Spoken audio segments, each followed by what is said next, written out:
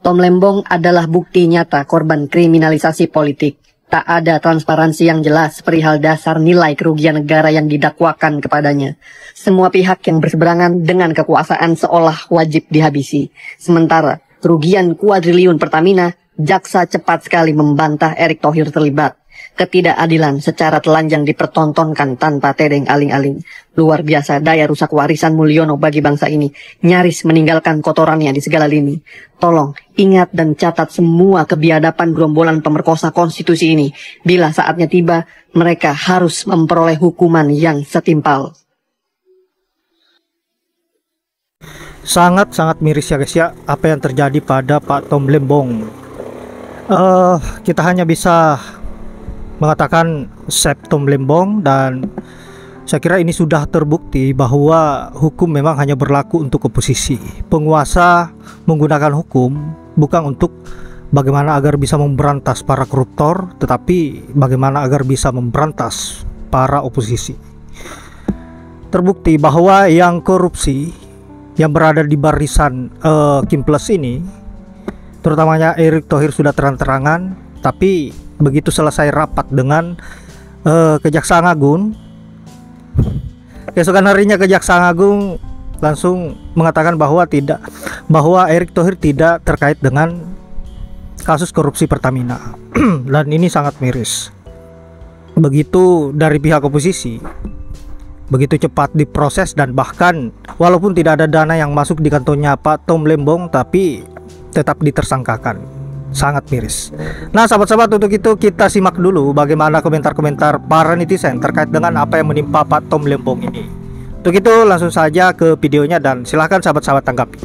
Tom Lembong mungkin menjadi satu-satunya terdakwa korupsi yang tidak menikmati hasil korupsinya. Kasus impor gula pasir yang menyeret nama Tom Lembong nampaknya menjadi kasus korupsi yang aneh dan cukup membingungkan. Bagaimana tidak? Karena hingga saat ini Kejaksaan Agung masih belum mampu membuktikan adanya aliran dana korupsi yang mengalir ke Tom Lembong. Ia malah didakwa dengan tuduhan memberikan keuntungan kepada pihak-pihak lain. Nah, terus ngapain ya Tom Lembong korupsi hanya untuk memberikan keuntungan kepada pihak lain, sementara dirinya sendiri sama sekali tidak menikmati uang hasil korupsinya. Apalagi kinerja keuangan saat dirinya menjabat sebagai Menteri Perdagangan juga sudah diaudit oleh BPK RI. Hasilnya clean and clear, tidak ada masalah. Kemudian kalau ia didakwa karena kebijakan impornya yang dinilai menyalahi aturan, yang seharusnya disalahkan adalah ya presidennya, karena dialah yang membuat kebijakan impor tersebut. Karena Tom Lembong sebagai Menteri Perdagangan hanya mengikuti arahan dan juga perintah dari presiden. Jadi kalau kita mau fair dalam mengusut kasus impor gula pasir ini, seharusnya bukan hanya Tom Lembong saja yang diseret, tapi juga Menteri Perdagangan lainnya dan juga presidennya. Tentu kalian sudah tahu siapa presidennya waktu itu. Didakwa memperkaya orang lain, Tom Lembong merugikan negara. Tom Lembong itu salahnya memperkaya orang lain ya. Tapi kalau pajak rakyat bisa memperkaya orang lain, aduh, salah juga nggak ya? Nggak tahu. Tom Lembong nggak ada korupsinya karena tidak ada aliran dana ke Tom Lembong. Nggak bisa. Aduh, sudah jelas Tom Lembong. Fakta terbaru di persidangan Tom Lembong atas kasus dugaan importisasi gula membuat saya geleng-geleng kepala. Gimana nggak coba? Bukti uang tunai setengah T yang dihadirkan untuk persidangan itu nggak ada Rp1 pun yang mengalir ke kantong pribadi Tom Lembong. Menurut saya, sidang kasus Tom Lembong ini sangat bertele-tele. Karena sampai saat ini, Kejaksaan belum melampirkan bukti audit BPKP secara transparan. Bayangin aja, kasus ini udah berjalan lebih dari 4 bulan, tapi bukti auditnya aja nggak pernah jelas. Selain itu guys, saya menilai penegakan hukum korupsi di negara ini tuh tebang pilih gitu loh. Katakan kalau Tom Lembong emang betul korupsi, ya langsung penjarakan aja. Tapi penjarakan juga dong yang merugikan negara atas nama food estate, korupsi BTS, kasus kelangkaan minyak goreng, izin tambang, dan lain-lain. Malah sekarang tuh pada mentereng di jabatan eksekutif. Ini sih jelas bukan upaya pemberantasan korupsi, tapi upaya pembersihan oposisi. Teman-teman, ibu bapak yang saya hormati, saya dapat banyak banget permohonan di media sosial. Kejadiannya beberapa tahun yang lalu, ditangkapnya baru sekarang. Ini jelas bukan hanya permasalahan korupsi, tetapi ini ada muatan-muatan politik di dalamnya. Lagian di sini, Bung Tom Lembong ini kasusnya dia itu memberikan izin, bukan nyolong uang, bukan korupsi, tapi dia memberikan izin impor.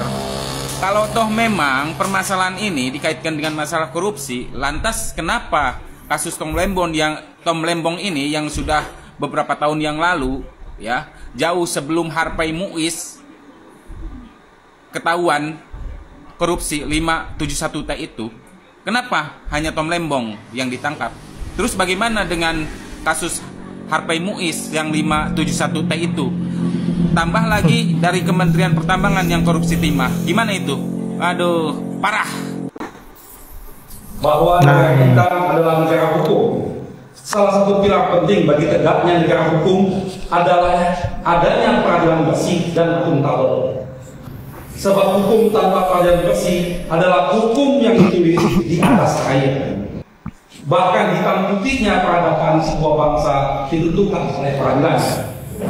Majelis Hakim yang terhormat, peradilan sebagai benteng terakhir bagi para pencari keadilan menjadi rumah perlindungan bagi siapa saja warga negara yang melakukan sewenang-wenang, termasuk kewenang-wenangan yang dilakukan oleh aparat hukum yang mendakwa seseorang tanpa adanya tindakan yang melanggar hukum. Hal ini juga dialami oleh terdakwa saudara Thomas Lekasi Lembong.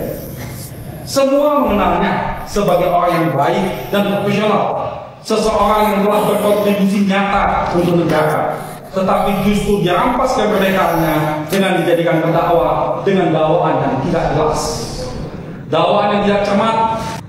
Itulah tadi, saya kira sangat-sangat miris. Hukum memang dipergunakan untuk kepentingan pribadi dan mematikan lawan politik. Saya kira ini sangat menyedihkan.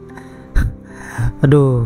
Nah, sahabat-sahabat, bagaimana tanggapan kalian dengan apa yang terjadi pada Tom Lembong ini? Apakah kalian merasakan keganjalan yang sangat-sangat memprihatinkan? Hukum betul-betul rusak dibuat oleh Mulyono.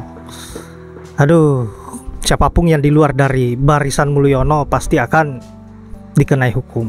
Dan tentunya PDIP target selanjutnya seperti Pak Hasto dan juga Pak Ahok mulai diseret-seret.